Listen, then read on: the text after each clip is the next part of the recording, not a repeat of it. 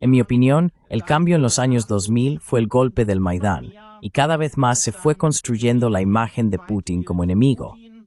Putin como el enemigo de la humanidad, como la encarnación del mal absoluto. Eso se ha sentado desde entonces en el debate público en Alemania. No se sabe qué debería ocurrir en un periodo de posguerra, en el que posiblemente haya que volver a negociar con Putin.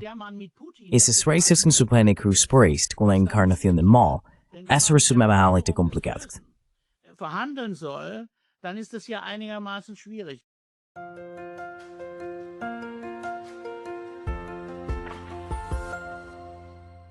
Hallo allerseits.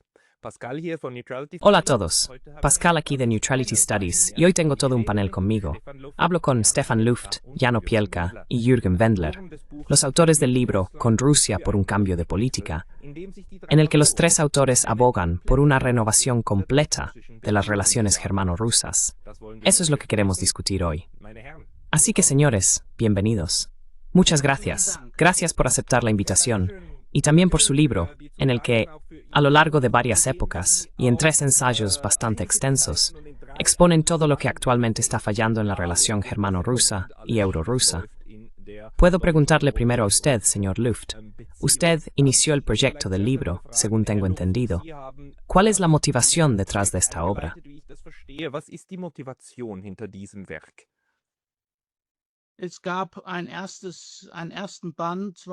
Hubo un primer volumen en 2023, Guerra de Ucrania. ¿Por qué Europa necesita una nueva política de distensión? La reacción fue positiva, pero existe un muro invisible. Los grandes medios de comunicación, los medios establecidos, suelen ignorar por completo este tipo de intervenciones. Y eso también fue nuestro caso.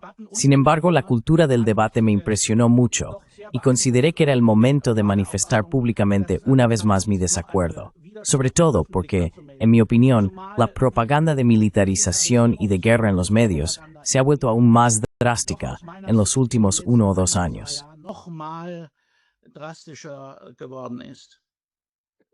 Diese Militarisierung ist auch meiner... Esta militarización también ha aumentado en Europa de habla alemana, según mi percepción. Por desgracia, Austria y Suiza también forman parte de ello. Por supuesto, los medios de comunicación informan al respecto. Señor Luft, ¿cuál considera usted que es el principal cambio si compara cómo era el discurso hace 3 años, cuando la guerra alcanzó su magnitud actual, cuando todo esto comenzó, y dónde estamos ahora, en 2025?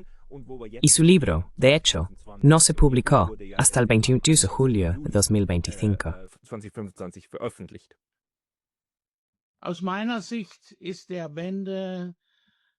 Desde mi punto de vista, el punto de inflexión lo marca el Plan de Operaciones para Alemania, que hasta hoy no se ha publicado, sino que solo se conoce como un concepto abstracto.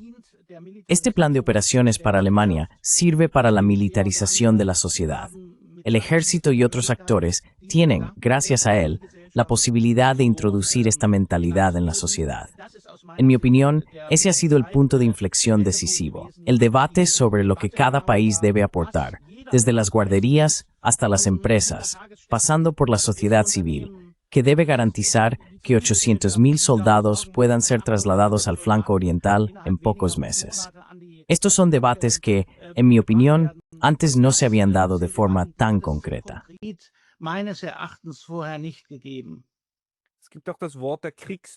También existe la palabra capacidad de guerra, que ahora está cobrando nueva relevancia en Alemania y en Europa en general. Quizás, señor Wendler, usted ha escrito una larga parte del libro bajo el título Occidente en la encrucijada. ¿Podría describir un poco esa encrucijada?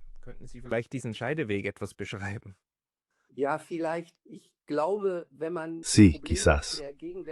Creo que si uno quiere analizar honestamente los problemas de la situación actual, entonces la guerra en Ucrania debe verse en un contexto más amplio. Y me gustaría describir brevemente este contexto más amplio. Si retrocedemos mucho, medio siglo, al libro Los límites del crecimiento del Club de Roma, allí se decía que estamos en una situación de límites planetarios, donde hay que reflexionar sobre el consumo de recursos, los residuos, etc., donde existen límites absolutos. Al mismo tiempo existe la situación de que entendemos el progreso como algo que mejora la vida de las personas, donde se alcanza una mayor esperanza de vida y así sucesivamente. Todas estas cosas.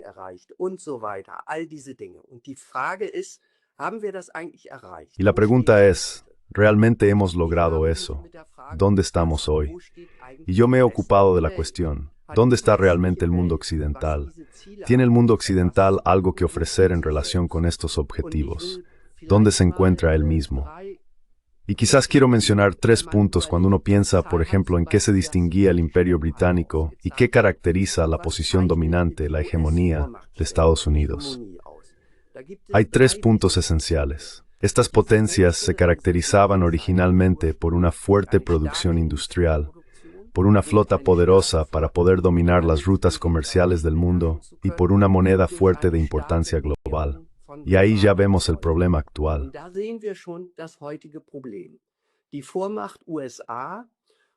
La potencia dominante, Estados Unidos, y considero que la Unión Europea y los países de la OTAN son en última instancia parte subordinada de esta potencia, tiene enormes problemas. La producción industrial en Estados Unidos, todos lo sabemos, vemos el sector digital, pero en general, y esto es precisamente lo que el señor Trump ha tematizado, ha disminuido. Estados Unidos tiene problemas industriales. Con sus portaaviones ya no podrán dominar el mundo. Esto lo han demostrado al menos los misiles hipersónicos que hemos visto, por ejemplo, en el conflicto entre Israel e Irán. En cuanto al dólar, vemos que los países BRICS se esfuerzan por dejar de utilizar el dólar como instrumento de poder a través de sanciones, apropiación de bienes, etc., y en definitiva, por evitar su abuso.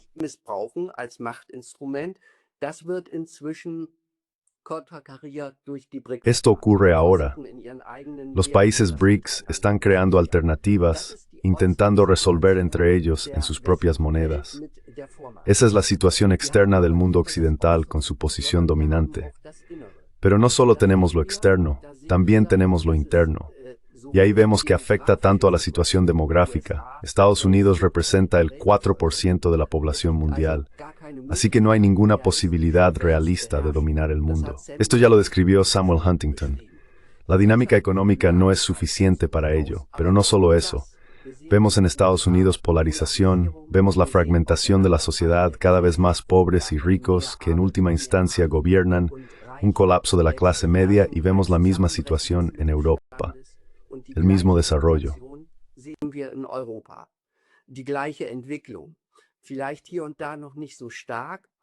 Quizás aquí y allá todavía no tan fuertemente, pero todo va en esa dirección. Por lo que uno debe preguntarse, ¿dónde está el mundo occidental? Es decir, hacia afuera, ¿qué impulsos positivos da para el desarrollo global? Eso es una cosa. ¿Y qué impulsos positivos da a sus propias poblaciones?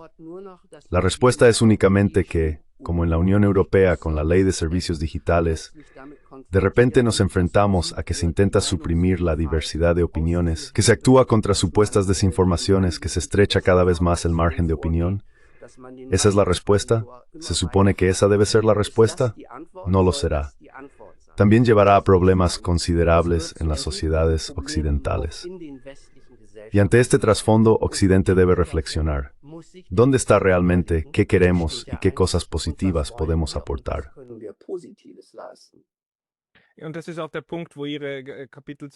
Y ese es también el punto donde sus capítulos dialogan entre sí.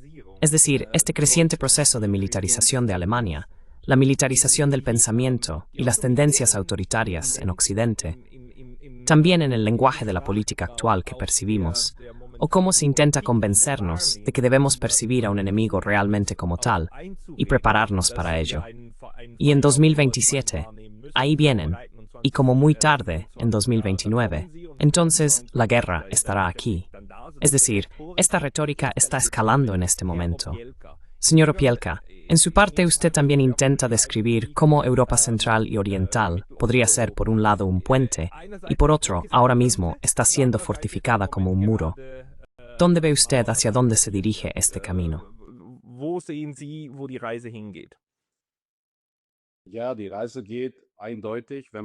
Sí, el rumbo es claro.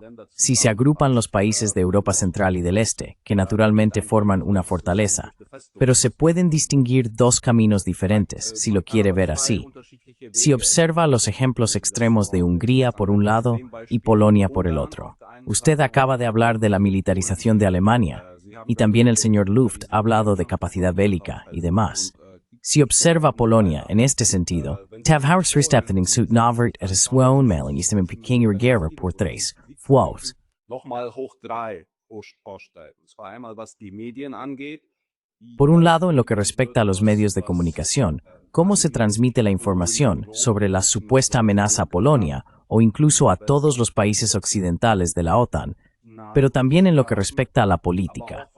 Y en definitiva, todos los partidos están en la misma línea. El país debe rearmarse de manera masiva. No es casualidad que Polonia sea ahora el país que desde hace 2 años destina más recursos al rearme. Así que este objetivo del 5% que la OTAN ha decidido ahora, que los países europeos de la OTAN también deben alcanzar este objetivo, Polonia ya está en ello. Este año, Polonia gastará el 4,7% de su Producto Interior Bruto, y eso es la cifra más alta entre los países de la OTAN.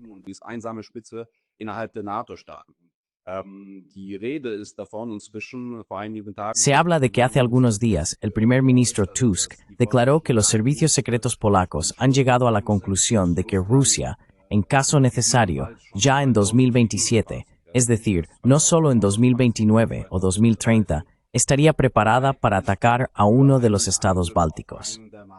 La situación en Polonia, también a nivel social, así como el ambiente que allí se fomenta, y esto, por cierto, es similar a lo que ocurre en los estados bálticos, es extrema. Por un lado, Polonia es, por así decirlo, el ejemplo perfecto de una fortaleza. Por otro lado, tienen a Hungría. Lo recalco de nuevo. Hungría es un país con 10 millones de habitantes que en los últimos 10 años, creo que cualquier persona en el mundo, o al menos en Europa, conoce el nombre de Orbán y sabe lo que representa.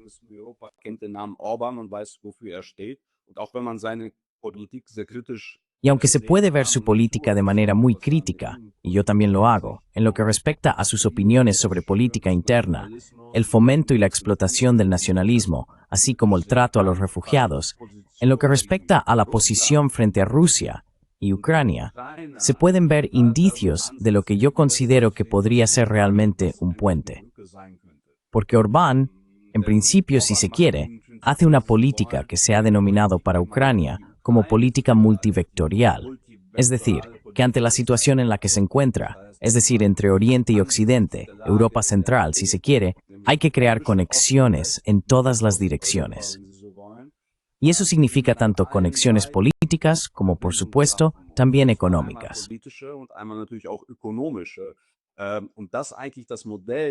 Y ese podría ser en realidad el modelo para los países de Europa Central y del Este, con el que mejor les podría ir, no solo en términos de seguridad, sino también económicamente.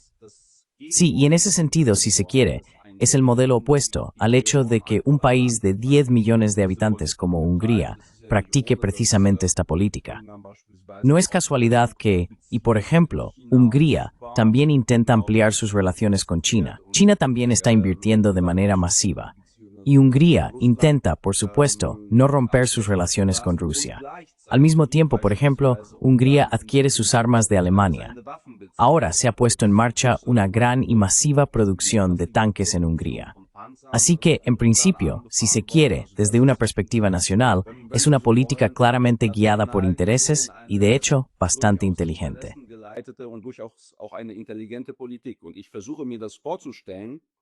Y trato de imaginarlo solo como un escenario, porque naturalmente es improbable y no va a suceder. Si los países de la región de Europa Central y Oriental adoptaran una posición similar a la de Hungría, y como también lo está haciendo en parte ahora Eslovaquia, es decir, pensar de manera multivectorial, si se quiere, tanto hacia el este como hacia el oeste principalmente, por supuesto hacia el oeste, pero sin romper la relación con el este, realmente podrían desempeñar un papel importante. Sin embargo, lamentablemente, como el Estado hermano Polonia a la cabeza, se inclina hacia Estados Unidos y hacia Occidente, y lo hace de manera incondicional, y actúa completamente en contra de Rusia, se han convertido en una fortaleza, y con ello, si se quiere, han reducido su estatus, han disminuido su influencia política.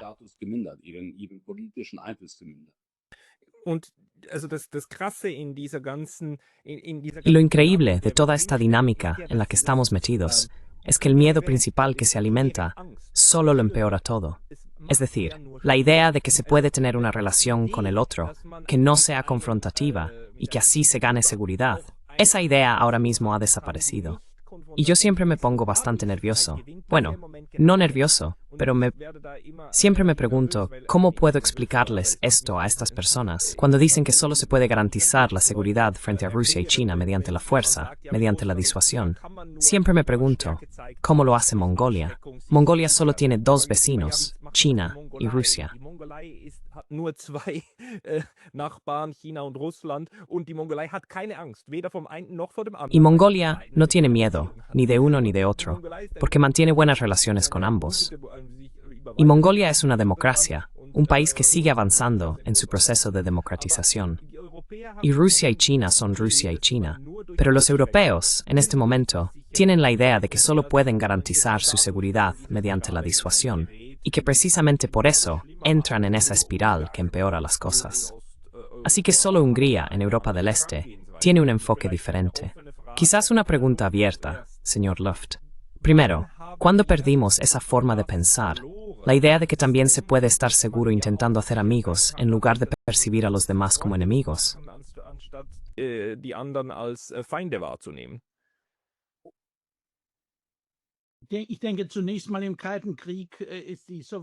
Creo que en primer lugar, durante la Guerra Fría, la Unión Soviética y el Pacto de Varsovia fueron percibidos como enemigos. Eso fue indudablemente así. Luego llegó Gorbachev, luego vino la caída, el declive, la desaparición del telón de acero, y la desintegración de la Unión Soviética y la disolución del Pacto de Varsovia.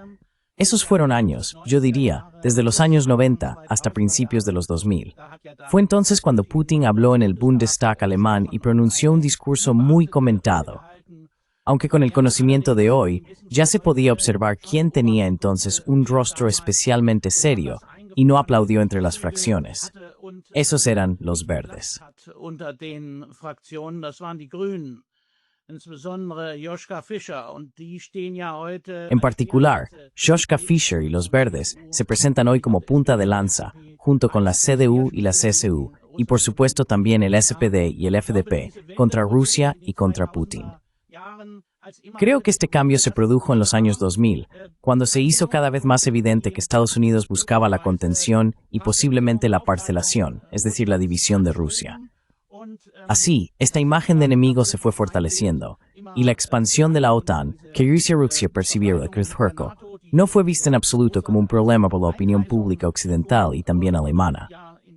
La OTAN era considerada una fuerza de paz, y de todos modos, no tenía malas intenciones.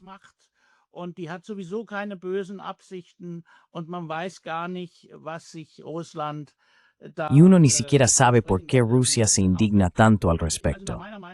En mi opinión, el cambio en los años 2000 fue el golpe de Maidán, y cada vez más se fue construyendo la imagen de Putin como enemigo. Putin como el enemigo de la humanidad, como la encarnación del mal absoluto. Eso se ha asentado desde entonces en el debate público en Alemania. No se sabe qué debería ocurrir en un periodo de posguerra en el que tal vez haya que volver a negociar con Putin. Porque si se supone que hay que negociar con la encarnación del mal, eso resulta bastante difícil. Y estas reservas ya se expresaron desde el principio, pero el debate no ha cambiado, la percepción no ha cambiado.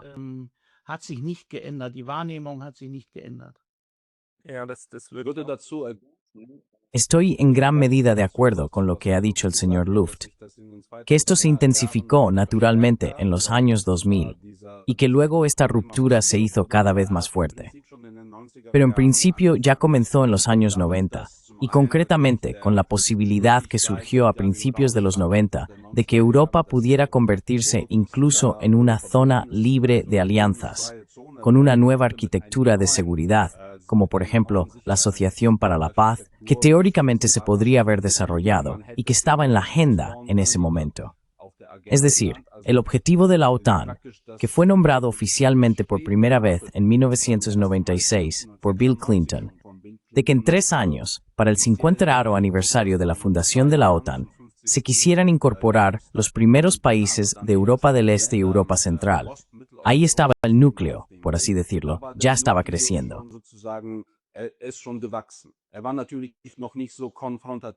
Por supuesto, en ese momento aún no era tan confrontativo. Rusia ya estaba en contra en aquel entonces, pero era consciente de su propia debilidad en ese momento y sabía que no podía hacer nada al respecto. Pero prácticamente desde entonces, la política se ha desarrollado de tal manera que la ampliación de la OTAN ha continuado.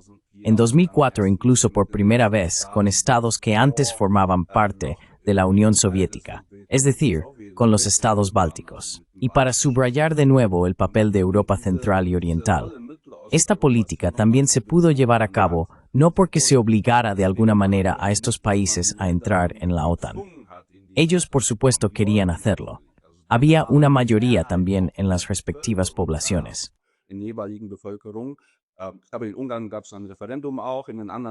Pero en Hungría hubo un referéndum. En los demás países al menos hubo encuestas que lo sugerían. Y por supuesto, desde el lado occidental, desde el lado estadounidense, se aprovechó el hecho de que estos sentimientos en las poblaciones eran tan marcadamente antirrusos. Y además se fomentaron. Es decir, estos sentimientos de amenaza por parte de Rusia o de la Unión Soviética y luego de Rusia como Estado sucesor, que son comprensibles desde la historia, fueron aprovechados por Occidente, especialmente por Estados Unidos. Y sí, lo confrontativo, volviendo a la pregunta, fue un proceso gradual que, en mi opinión, ya comenzó en los años 90 y luego se intensificó.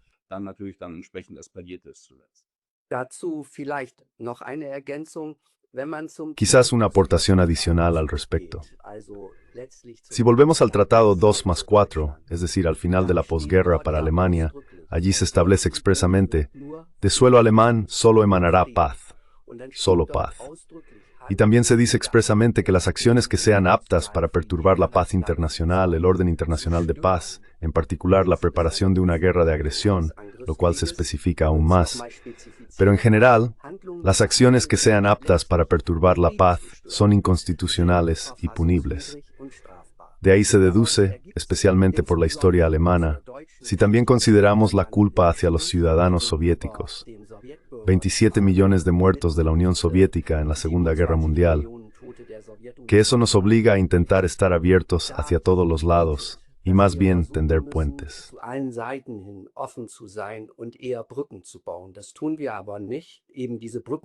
Pero no lo hacemos. Precisamente esa función de puente, que Jan Opelka acaba de describir también para los países de Europa Central y del Este, es la que corresponde especialmente a Alemania. Y precisamente Alemania no lo está haciendo en absoluto. Eso lo vemos actualmente. Ahora apoyamos la política industrial de Estados Unidos, comprando allí material bélico. Ahora obtenemos la energía de Estados Unidos. Eso es algo que la señora von der Leyen acaba de acordar de nuevo con el señor Trump. Así que estamos haciendo una política que es exclusivamente en interés del hegemón. Hay que decirlo así de claro. Y para mí surge la pregunta, ¿son los Estados Unidos capaces realmente de reconsiderar esta posición, de reflexionar sobre este asunto? Estas son cuestiones que también personas como Jeffrey Sachs plantean una y otra vez.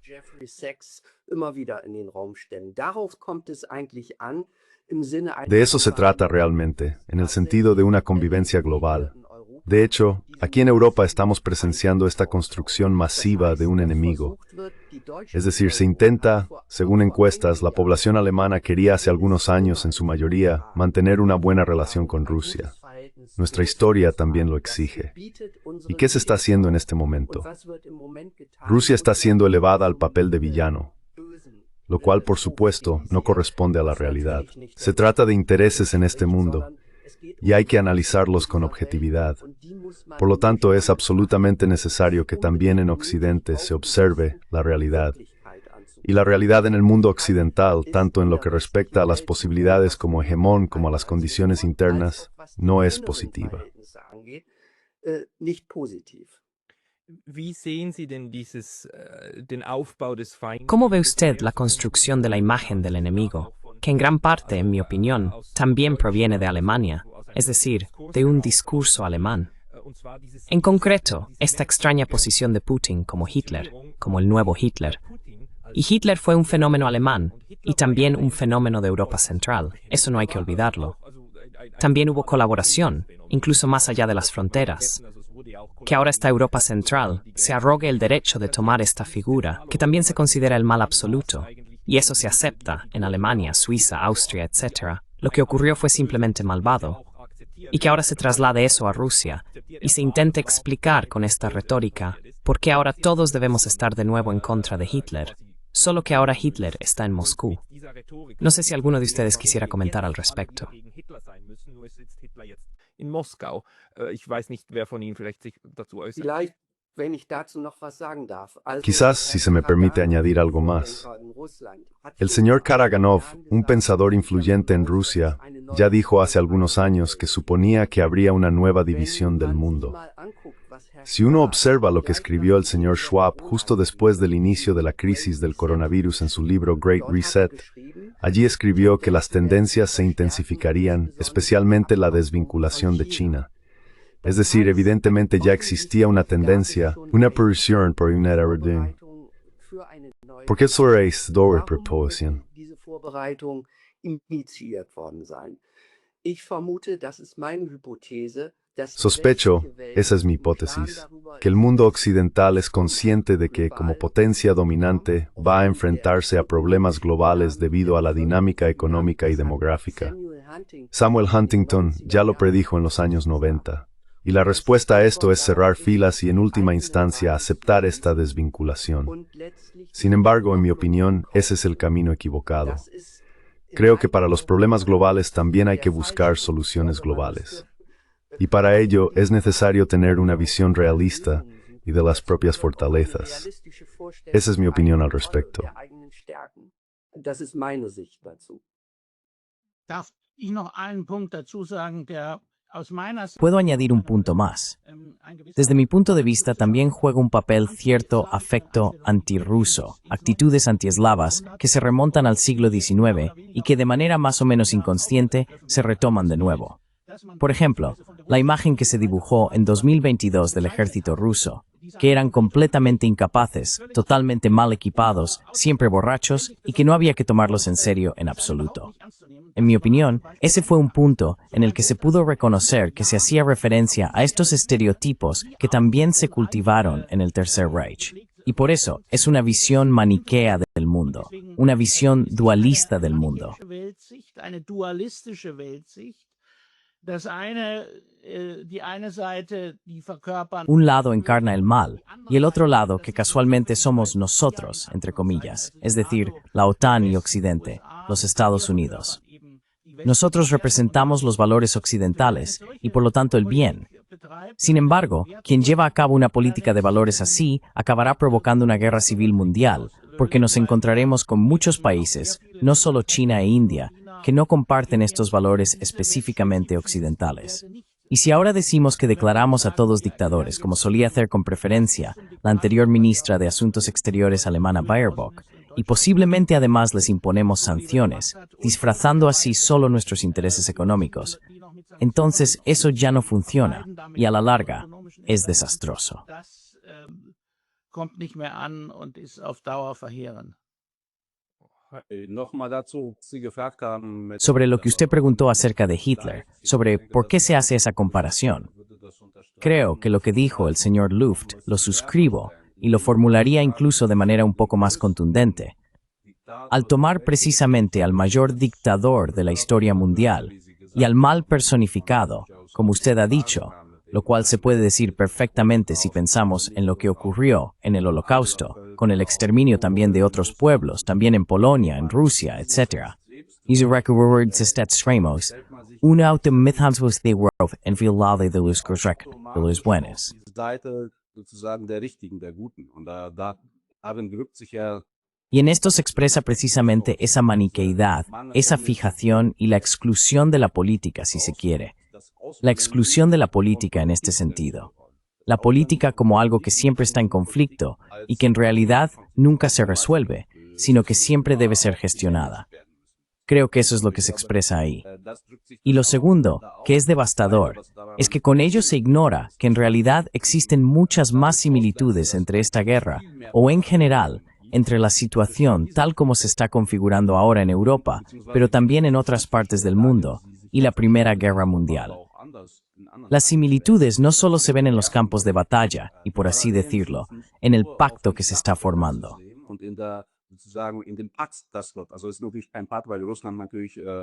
Bueno, por supuesto que no es un pacto, porque ahora Rusia es más fuerte, pero este avance o estas ganancias territoriales que se han logrado allí en 3 años no son tan grandes. Así que las similitudes ya se pueden ver solo en el campo de batalla, pero también por otro lado, este conflicto que se manifiesta aquí recuerda mucho más a ese conflicto de grandes potencias que ya existía antes de la Primera Guerra Mundial. Es decir, ¿cómo será la futura distribución de las zonas de influencia en el mundo? Y al referirse a Hitler, se ignora lo que es incorrecto y también lo que es absurdo.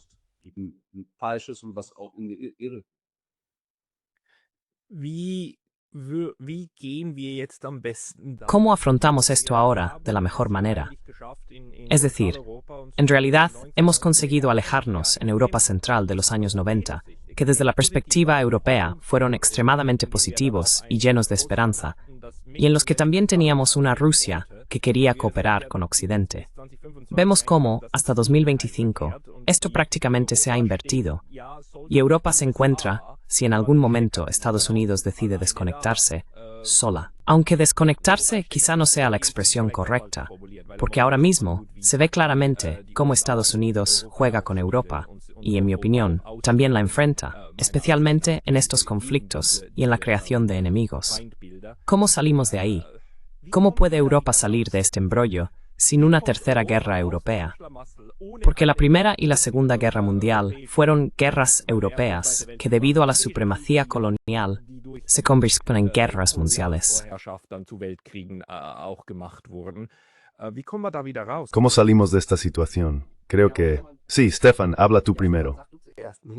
No. Bueno, creo que una cuestión fundamental es, en primer lugar, para los propios Estados Unidos. Está claro que Estados Unidos también está dividido en cuanto a su posicionamiento en el mundo. Creo que sería sensato escuchar a personas como Jeffrey Sachs. Estados Unidos, en el fondo, es una isla, rodeada por mar al oeste y al este. No está amenazado. Son 340 millones de personas, una población elevada. Tienen sus propios recursos naturales. Son capaces de vender por sí mismos. No necesitan llenar el mundo de argemeristar versus de los tuocanomos.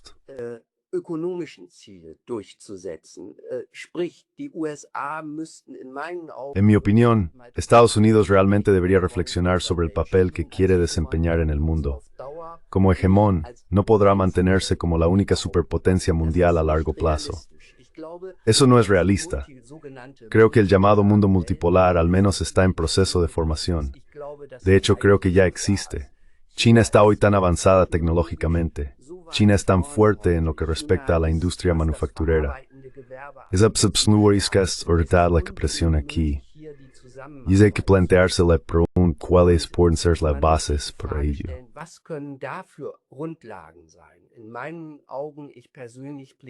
En mi opinión, personalmente abogo explícitamente porque volvamos a remitirnos a la Carta de las Naciones Unidas. Allí se encuentran buenos enfoques sobre cómo deberíamos tratarnos unos a otros. En este sentido, por cierto, nuestro libro no lo entendemos solo como con Rusia, sino que también podría titularse con China o con quien sea.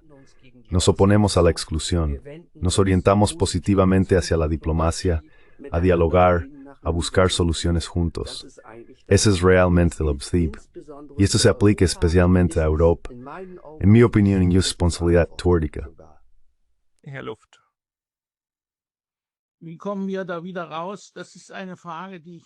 Señor Luft, ¿cómo salimos de esta situación? Es una pregunta que yo también me hago desde hace mucho tiempo. En 2022, aún abogaba por emprender iniciativas de negociación, hablar con Putin, lanzar iniciativas franco-alemanas.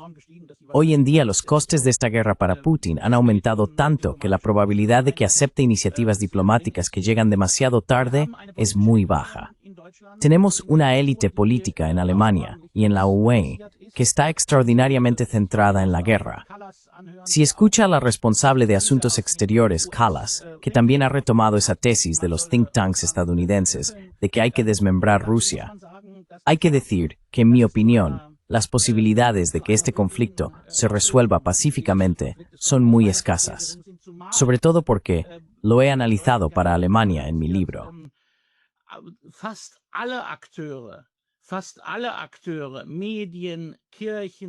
Casi todos los actores, medios de comunicación, iglesias, en parte los sindicatos, casi todos los partidos. El único partido que dice explícitamente que está en contra de la guerra y del rearme no ha vuelto al Bundestag. Bueno, el partido de la izquierda también intenta ir en esa dirección, pero por lo demás hay una coalición muy grande. También en los medios existe una forma de alineación voluntaria que resulta realmente impresionante. Y en este sentido, pienso que realmente solo cambiará algo cuando las primeras órdenes de reclutamiento para los hijos lleguen a las mesas de las casas. Entonces, quizás hasta el último se dará cuenta de que la situación es grave.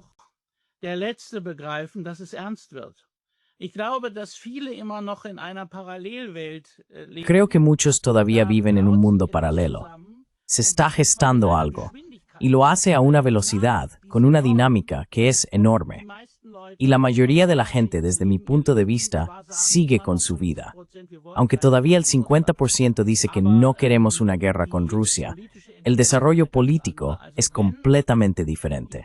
Así que no creo que los jóvenes alemanes, lo veo también en la universidad aquí en Bremen, estén realmente dispuestos a ir a la guerra. Mucho menos si volvemos a hacer la comparación con la Primera Guerra Mundial. No se irá a la guerra con música y desfiles.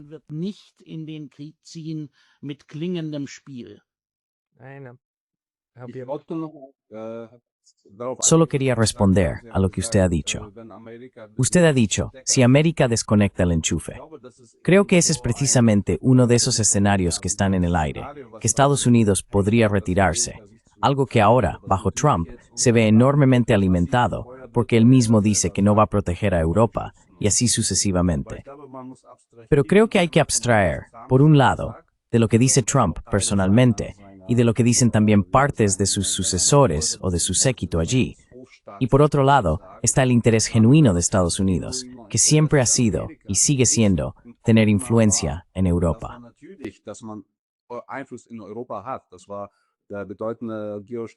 Eso lo dijo el importante geoestratega George Friedman. Básicamente, desde la entrada en la Primera y la Segunda Guerra Mundial y así sucesivamente, el interés ha sido mantener una presencia en Europa y evitar en la medida de lo posible que Europa se alíe de alguna manera con Rusia. Originalmente, él se refería a Alemania, pero por supuesto, eso ahora se aplica a toda Europa. Así que Estados Unidos, esa es mi tesis, aunque se afirme lo contrario, no se retirará si llega el caso, porque Europa es sumamente importante para Estados Unidos.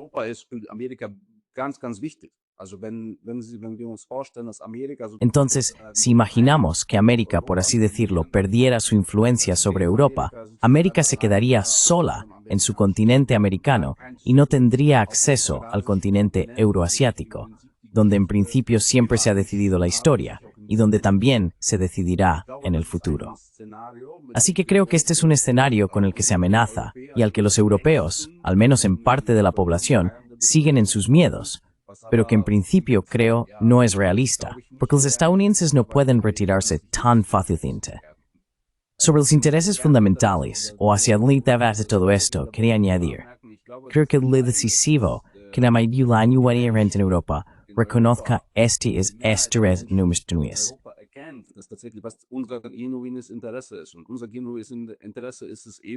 Y nuestro interés genuino es precisamente que vivamos juntos con Rusia en un mismo continente. Somos, por así decirlo, como dice el filósofo Peter Sloterdijk, la antesala de Asia, en principio. Es decir, en realidad no somos un continente propiamente dicho, sino solo el extremo occidental del gran continente euroasiático. Y simplemente tenemos que encontrar un orden de paz, una arquitectura de seguridad en la que podamos convivir en el futuro. Y solo cuando la mayoría de la gente haga visible este interés fundamental, entonces podrá haber una influencia sobre las élites políticas, que actualmente no representan este interés.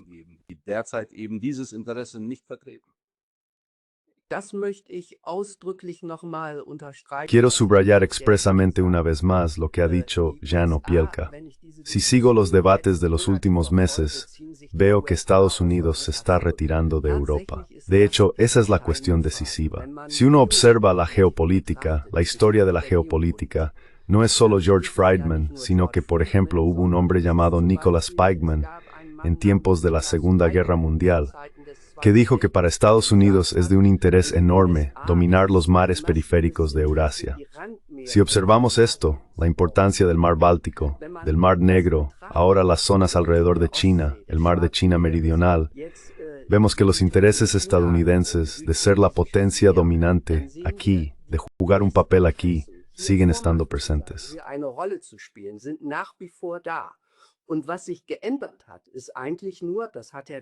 Y lo que ha cambiado, en realidad, eso lo ha conseguido el señor Trump, que ahora los europeos compramos los bienes de armamento en Estados Unidos y que asumimos parte del gasto militar de Estados Unidos para asegurar esa supremacía en Eurasia. Me parece totalmente ilusorio pensar que Estados Unidos se retiraría de Eurasia. Pero precisamente esa sería la cuestión para Estados Unidos. Reflexionar sobre qué quieren ser en el mundo, si quieren seguir actuando así, también a costa de los europeos. Porque eso es lo que está ocurriendo ahora mismo, y nosotros como europeos experimentamos enormes pérdidas de bienestar, y las sociedades tienen cada vez más problemas, de paso lo que ya mencioné antes, polarización, todas esas cosas.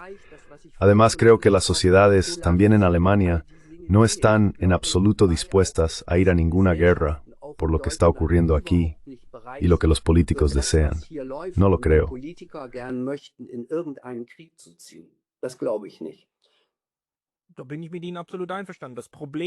Estoy absolutamente de acuerdo con usted. El problema que hemos visto ahora también en Ucrania es que se puede tener incluso al 70% de la población a favor de la paz, que de hecho eligió al señor Zelensky porque querían la paz con Rusia. Pero aún así, se puede empujar a esa cantidad de personas a una guerra si se logra tener a las élites de su lado y luego crear una situación en la que el primer disparo venga del otro lado.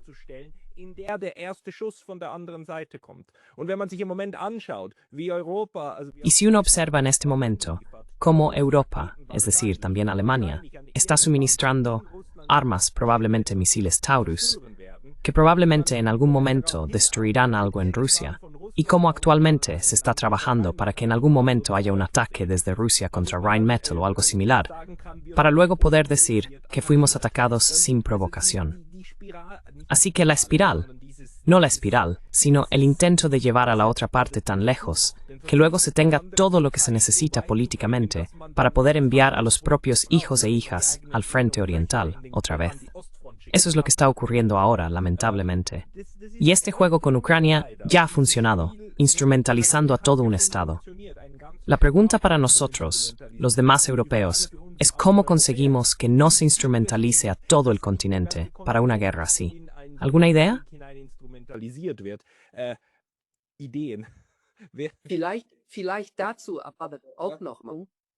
Quizás sobre esto una vez más. Se ha visto el conflicto entre Israel e Irán.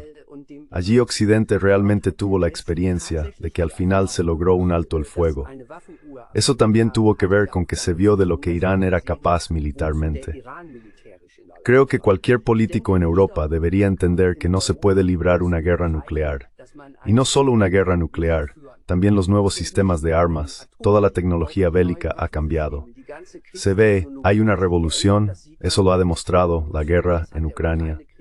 También se ven las armas hipersónicas, son situaciones completamente nuevas, y los políticos en Europa también deberían ver que no pueden ni deben librar un conflicto así con estados de alta tecnología como Rusia, China e incluso Irán. Y entonces hay que buscar otras soluciones. Herr Opielka. Herr Opielka, Sie wollten... Ja, ein Teil der Lösung ist natürlich auch, Señor Opielka, yo quería objetar que simplemente se vuelvan a abrir los canales de diálogo. Volver a abrir los canales de diálogo. El problema es lo que usted mencionó, con la espiral armamentística y la creación de imágenes enemigas, y así sucesivamente. Mire, también tuvimos un rearme mucho más intenso durante la Guerra Fría. En aquel entonces, la proporción del PIB destinada a gastos de armamento y defensa era en parte incluso mayor que hoy. Pero entonces, al menos a partir del 75, o sobre todo a partir del 75, se establecieron los canales y formatos de diálogo correspondientes, donde al mismo tiempo que se mantenía la enemistad, por supuesto, también se hablaba entre sí. Y por supuesto, hoy en día tales estados juegan un papel en esto.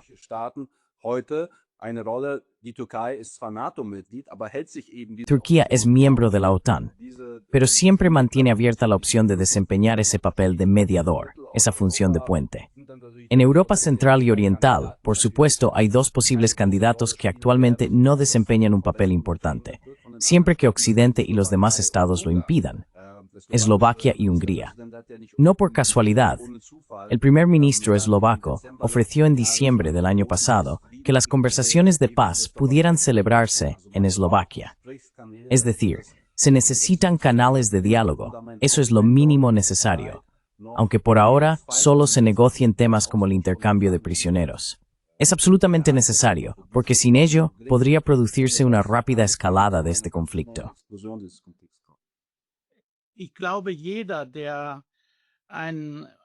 Creo que todos tienen un interés fundamental en que no llegue a producirse una explosión, en que no se llegue a esa situación que usted, señor Opielka, ha descrito. Y por eso, quienes son conscientes de la situación simplemente deben hacer lo que puedan en su respectiva posición. No solo ir a votar cada 4 años, sino también alzar la voz, manifestar su desacuerdo. Todos pueden hacerlo. Nosotros lo hemos hecho porque vivimos en ciudades privilegiadas. Lo hemos hecho publicando aquí un segundo libro. Pero en principio cualquiera puede alzar la voz, en plazas públicas, en partidos, en comunidades religiosas, donde sea.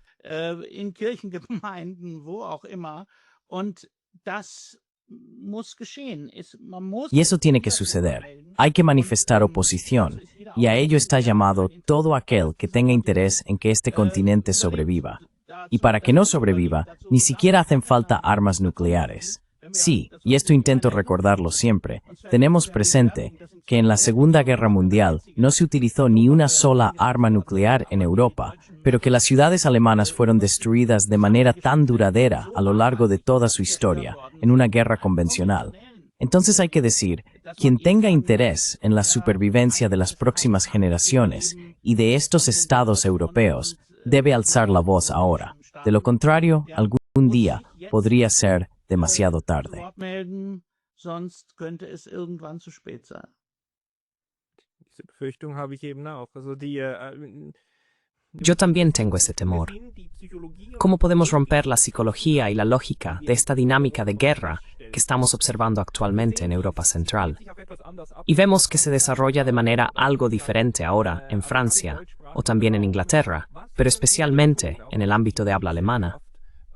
¿Qué podríamos hacer, también desde la sociedad civil, para establecer ahora la amistad no solo con Ucrania, sino también para restablecer la amistad con Rusia, sin argumentar que Putin deba ser colgado en La Haya? ¿Qué podemos hacer para transformar esta idea de paz justa en una idea de paz realista? Señor Wendler primero, luego señor Luft. No, el señor Opielka quería decir algo. Han, querías decir algo. Creo que la primera condición es simplemente, como también describe bien el señor Wendler en su intervención, empezar con la autocrítica, o mejor dicho, reconocer que el mundo es más complejo de lo que realmente parece, y que no existe ese único mal en un lado y en el otro quienes luchan contra el problema. El principal argumento de nuestro lado es, vivimos en estados democráticos. Con esto ya se sugiere indirectamente a las personas que las democracias, por sí mismas, también son más democráticas, pacíficas, etc., en su política exterior. Pero eso no es cierto. Así que hay que empezar, por así decirlo, con la autocrítica y reconocer que los conflictos surgen por causas complejas y que nosotros formamos parte de ello.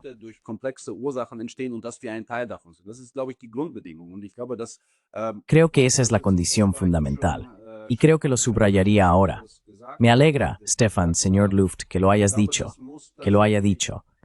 Creo que realmente tiene que venir desde abajo. Es decir, tiene que surgir realmente a través de protestas. Tiene que surgir porque la gente también se expresa en los medios, como por ejemplo en este medio y en otros. Esa es también una de las posibilidades positivas de los nuevos medios, de la nueva tecnología.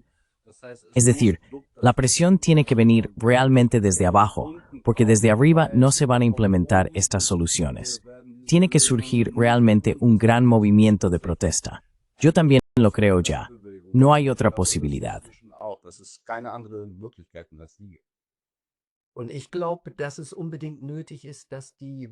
Y creo que es absolutamente necesario que las personas recuperen un sentido de la realidad. Solo podemos nombrar aquello que creemos haber reconocido, pero en realidad es así. La realidad llega desde fuera a las personas, incluso en países como Alemania.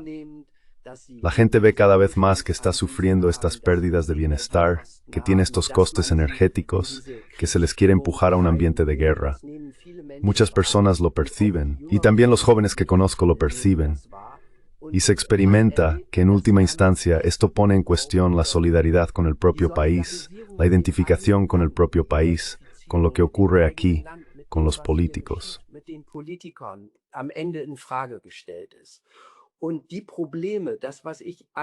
Y los problemas, lo que mencioné al principio, precisamente los problemas del hegemón, del mundo hegemónico occidental, digámoslo así, pero también dentro de las propias sociedades occidentales, son grandes.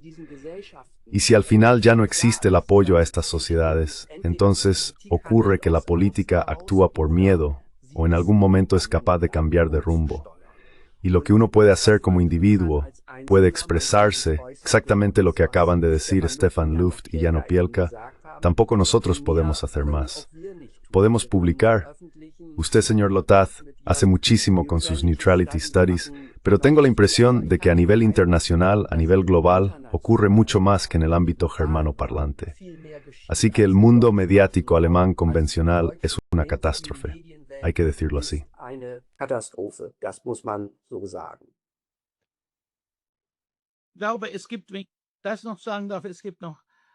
Creo que hay otro punto.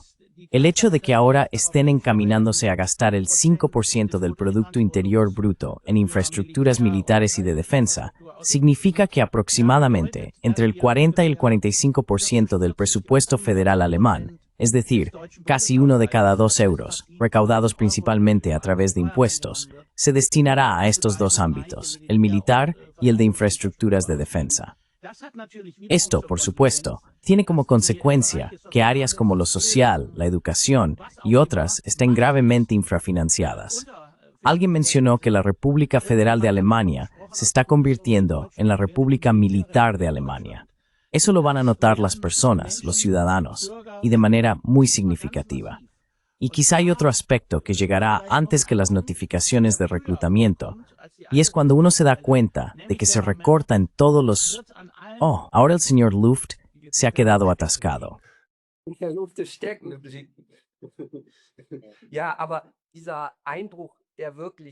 El señor Luft se ha quedado atascado. Sí, pero esa impresión de la realidad que él mismo acaba de describir es precisamente lo fundamental. De eso se trata. De hecho, si se me permite mencionarlo, cuando preparaba mi intervención volví a encontrarme con el libro de Samuel Huntington, El choque de civilizaciones. Y creo que Samuel Huntington ya describió la situación mundial de forma muy realista en 1996. Dijo claramente que íbamos hacia un mundo en el que existen diferentes áreas culturales. Estas áreas culturales tienen ciertas particularidades, también hay confrontaciones, pero tendrán que plantearse cómo evitar grandes guerras. y evitar grandes guerras es lo decisivo. Y creo que esta necesidad, esta realidad, debemos tenerla siempre muy presente. Pero hay un segundo punto.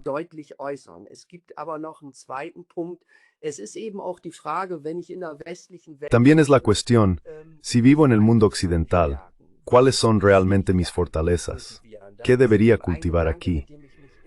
Este es precisamente un pensamiento en el que me he centrado especialmente en mi contribución, que el mundo occidental también debe reflexionar sobre cómo puede ser atractivo en el marco global.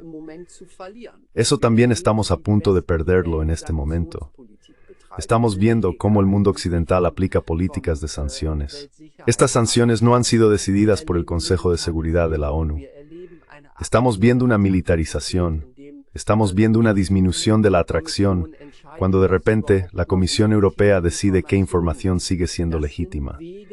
Estos son caminos que nos llevarán cada vez más a problemas. Y precisamente sobre esto habrá que reflexionar. Solo por eso creo, porque mucha gente también lo reconoce y al final no participa. Y quizás, señor Luft, le interrumpieron hace un momento. Ahora está de nuevo con nosotros. ¿Con qué ideas quería concluir?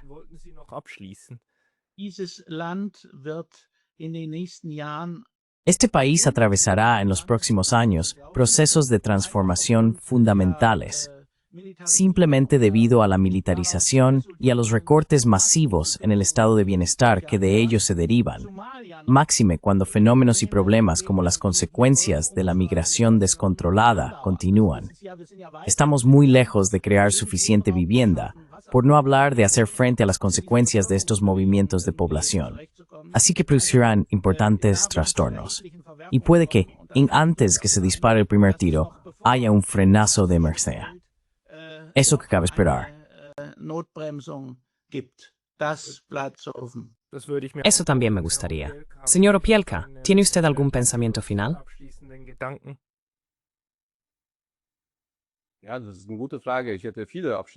Sí, esa es una buena pregunta. Tendría muchos pensamientos finales, pero como ya he dicho, espero que la gente simplemente tome conciencia de que realmente podemos decir que no a estas estructuras que se están estableciendo, a estas estructuras de poder que llevan a cabo estas políticas, y que podemos decir que no de muchas maneras. Y creo que eso es lo fundamental. Y cada vez estoy más convencido de que solo pueden venir reglas de allí, como he dicho antes.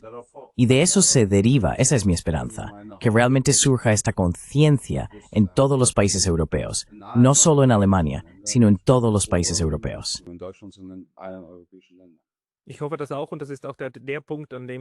Yo también lo espero. Y ese es precisamente el punto en el que nosotros, quienes escribimos libros y nos expresamos públicamente, podemos seguir diciéndoles a los demás. Se puede decir no a la militarización. También se puede decir, simplemente no os creo, estáis locos, aunque estéis sentados en el Bundestag y gritéis desde el estrado, tenemos que ir a la guerra. Entonces, id vosotros primero.